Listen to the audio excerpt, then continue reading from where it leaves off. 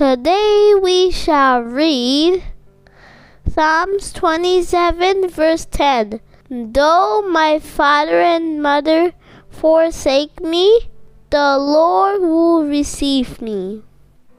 పిల్లరా, ఈ యొక్క ఉదయకాల సమయంలో దీని వాక్యాన్ని చదువుకుందాం. పరిశుద్ధ గ్రంథంలో నుండి కీర్తనల గ్రంథము 27వ అధ్యాయము 10వ వచనం. నా తల్లిదండ్రులు నన్ను విడిచి యెహోవా నన్ను చేరదీయును. యేసు ప్రభువారి అతి శ్రేష్టమైన నామములో పిల్లరా మీ అందరికీ శుభములు తెలియజేస్తున్నాను. మరి దేవునితో సహవాసము వాక్యము ధ్యానించి ఆ దినాన్ని ప్రారంభించినట్లయితే దేవుడు మనల్ని జ్ఞానంతో నింపుతారు. ఆ జ్ఞానమే మనల్ని నడిపిస్తుంది. కాబట్టి వాక్యం ధ్యానించండి. ప్రార్థన సహవాసము వీలైతే కుటుంబంతో సహవాసం కలిగి ఉండండి. మరి కుటుంబంలో సంతోషం ఉంటుంది. మన జీవితంలో కూడా మరి తృప్తి కలిగి నిరీక్షణ కలిగి జీవిస్తాం. మంచిది. ఇక్కడ దావీదు యొక్క అనుభవాన్ని చెప్పుకుంటున్నాడు.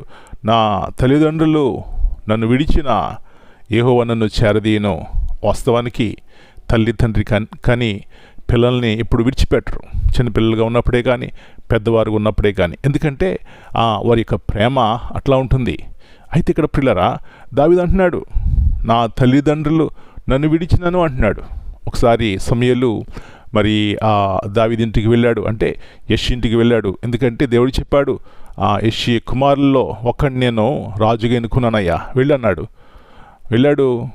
అప్పుడు తండ్రి అంటున్నాడు, ఇదిగో పెద్ద కుమారుడు, సెకండ్ వన్, మూడోవాడు అని సమూయేలుకి అందరినీ చూపెట్టాడు. ఎందుకంటే తండ్రి అనుకున్నాడు, వీరే బలాఢ్యులు, వీరు ధైర్యవంతులు, వీరు జ్ఞానం గలవారు అనుకున్నాడేమో. వారి బలాన్ని చూసి జ్ఞానం చూసి రాజు కావడానికి వీరు సమర్థులు అన్నప్పుడు దేవుడు అంటున్నాడు సమూయేలుతో, సమూయేలు వీరందరినీ నేను త్రోసివేశానయ్యా. అప్పుడు మరి సమూయేలు కూడా డౌట్ వచ్చి ఉంటుంది, మరి ఇంకెవరన్నా ఉన్నారా అని యెష్షయిని అడిగినప్పుడు ఒకడున్నాడు, గొర్రెలు కాసుకుంటున్నాడు ఎక్కడ పొలంలో అన్నట్టు. అంటే ఒక చిన్న చూపు అని కాదు కానీ వాడు పనికిరాడు అనుకున్నాడేమో. నా ప్రియ సహోదరి, అది మానవుని యొక్క దృష్టి. కానీ దేవుడు నిన్ను పనికొచ్చేదానిగా చేశాడు, నిన్ను ఒక శ్రేష్టమైన దానిగా చేసినాడు. కాబట్టి ఆయన వైపు చూసినట్లయితే ఈ సత్యాన్ని గుర్తిస్తాం. ఆయన వైపు చూసినట్లయితే ఈ గొప్ప ఆదరణ పొందుకుంటాం. ఏమిటి ఆదరణ అంటే, తండ్రి విడిచిన తల్లి విడిచిన ఆయన విడువని దేవుడు. ఆయన వైపు చూసి నిరీక్షణ కలిగి ఆదరణ కలిగి జీవిద్దాం. ఒకవేళ లోకంలో ఎవరు విడిచిపెట్టినా ఆయన విడిచిపెట్టడం అనే సత్యాన్ని గుర్తిస్తే ఏమాత్రం నిరాశ ఐధైర్యము మన జీవితంలో ఎలుబడి చేయదండి.